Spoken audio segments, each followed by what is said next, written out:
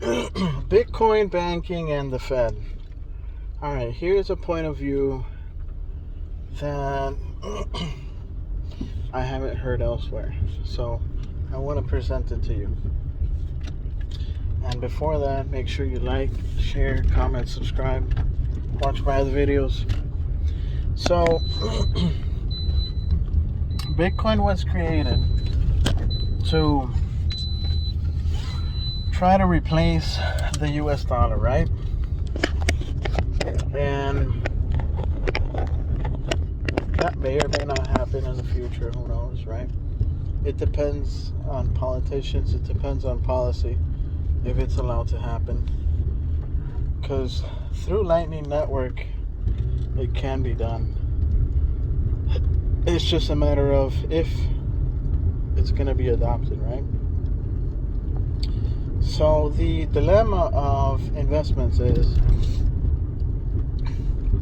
when you buy an investment, you have to pay taxes on it, right? On the flip side, when you lose through inflation, when the dollar loses value, you can't write that off. You can't deduct that from your taxes, right? So the government is able to steal from you in that sense. So the issue here is when you buy Bitcoin, you buy it to hedge against inflation. But if you profit, then you have to pay taxes. So how can it ever be a currency if it's taxed? That makes no sense, right? So in order for it to be a currency, they need to remove the taxes on it. But guess what? The Federal Reserve prints money so they can control the politicians who pass the laws to decide whether or not to tax Bitcoin. So it comes down to a moral issue. It comes down to a moral issue as to what these politicians in the end are going to decide. Greed, right? So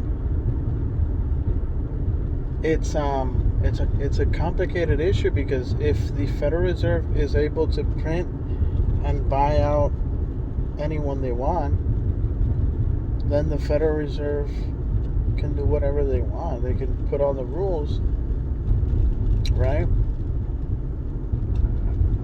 Acting as a third party. And the politicians are just puppets doing whatever they tell them to. So that's the issue here. It's not about a currency. It's about these politicians being bribed. They call it lobbying here in the US, but it's the same thing as bribe. It's corruption. What they call it corruption in other countries. Here it's legal. Legalized corruption. Right? I guess maybe in the next Great Depression, hopefully we'll see some change, right? Because things are going to be so bad in the next recession or depression, whatever you want to call it. Things are going to be so bad that hopefully there's going to be a strong pushback to change our currency laws, change taxes,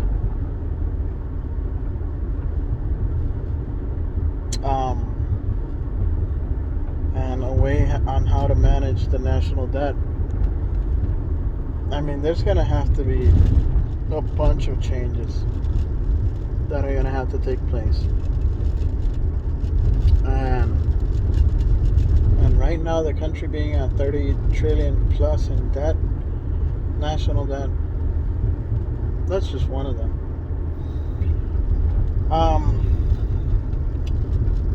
we'll see, right? But I do believe the Federal Reserve is a root cause, right? Secondly, is probably, politicians accepting bribes. That's another one. But that's a moral issue, and it's very hard to correct that. That's an individual thing, right? There's only very few politicians that go against the status quo and try to promote change, try to cause change, Ron DeSantis, Ron Paul, Rand Paul, and others. There's just a few. Most of them just go with the flow and do what they're told, get bought out. One of those is Nancy Pelosi. She's worth over $100 million. That's pretty crazy. So, and that's just mostly being an insider and buying stock based on the decisions that she makes, that she votes for and whatnot. That's what Martha Stewart did, right? But somehow Nancy Pelosi is allowed to do it, and she doesn't get to go to jail. But Martha Stewart did. I think it's insane. It's in this country, laws apply to some,